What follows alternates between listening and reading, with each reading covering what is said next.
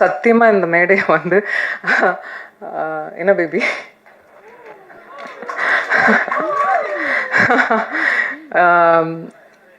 இந்த மேடை வந்து எங்கள் அனௌன்ஸ்மெண்ட் மேடையாக சத்தியமாக நாங்கள் நினைக்கல.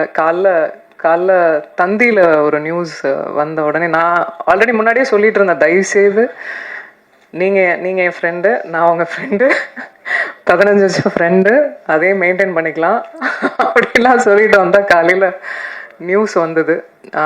அதுக்கு மேலே நண்பர்களாக உறவினர்களாக உங்கள் கூட இருந்து ட்ராவல் ஆகிருக்கோம், நானும் சரி விஷால் அவர்களும் சரி.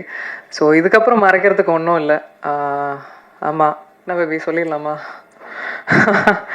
நாங்கள் வந்து ஆகஸ்ட் 29 வந்து கல்யாணம் பண்ணிக்கலான் இருக்கோம்.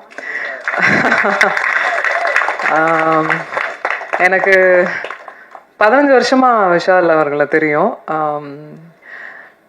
என்ன எங்கே பார்த்தாலும் எந்த எந்த தருணங்களில் நாங்கள் பார்த்த இடங்களில் எப்போவுமே அந்த டியூ ரெஸ்பெக்டோடு இருப்பார். எனக்கு ஒரு விஷயம் நடக்கும்போது எப்போவுமே குரல் கொடுத்துருக்காரு.